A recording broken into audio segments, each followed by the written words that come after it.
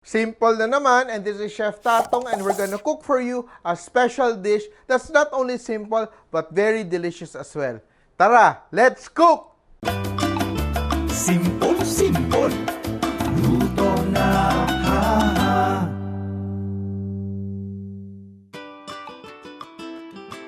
So I have a whole chicken here. Now, this is around 1 kilo. You can do bigger, you can do smaller. What I'm going to do, I'm just going to rub it with salt right now, no? Inside and outside, and pepper. Yan. Very simple. And I have a lemon here. I'm going to zest it to get more of the lemon flavor. Just zest the lemon. And squeeze the juice out.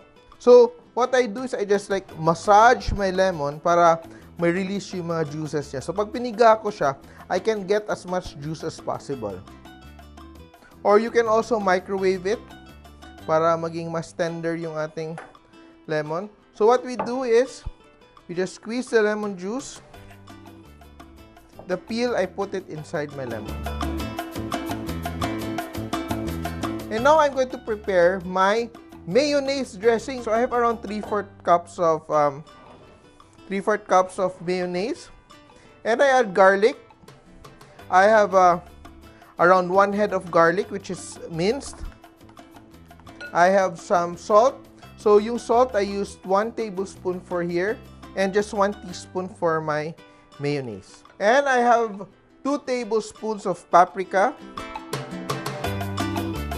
That.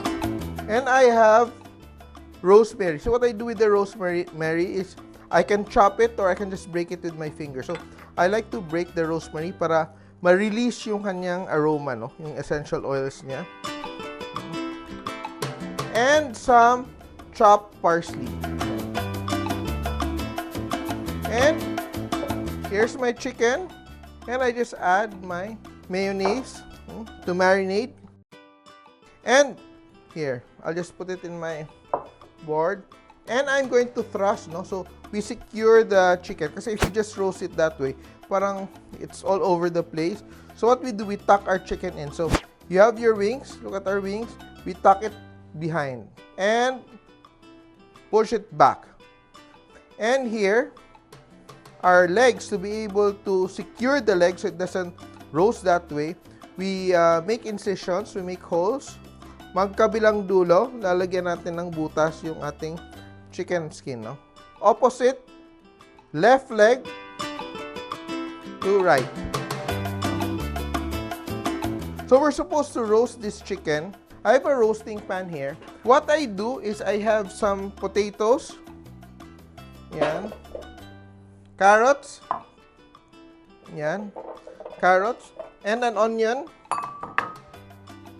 And what I do is I just chop up my onion. Here. Season it with a little salt and pepper. Pepper. Pepper. And olive oil. Just toss it around. So, ito yung vegetables ko. Ito siya magiging roasting rack ko. Instead of using a roasting rack, I am using my vegetables as my roasting rack. So, what happens is that everything will drip. So, when the chicken cooks, it will all drip into the vegetable. So, mas magiging malasa. And I just add a little bit of fresh parsley as well. Yan. And I put my chicken over. Look at that. I just put my chicken over the vegetables. And look at that. No? Our chicken is already over the vegetables.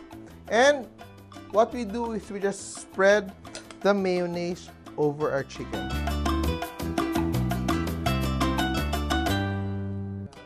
And what I'm going to do, I've already preheated my oven to 200 degrees and I'm going to cook it for an hour to an hour 10 minutes. So you just add 10 minutes beyond 1 kilo. So every 100 grams of from 1 kilo, you add 10 minutes to the cooking time. Okay? So we just put it in our oven. Breville Smart Oven. A very beautiful oven. And, yan. And we just leave it there. And our Mayo roast chicken is done. Anong tingin nyo? Maganda ba or hindi maganda? Let's see. Look at that, guys. I'm sure hindi nyo expect na ganito kaganda yung ating roast chicken. Look at that. And we're ready to plate. Wow. Ayan.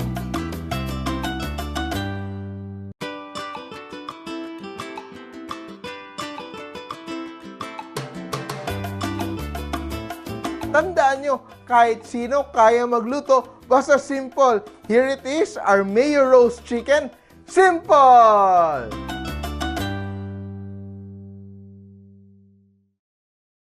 Did you enjoy this video? Please follow and subscribe to our official pages. And of course, tag a friend as well.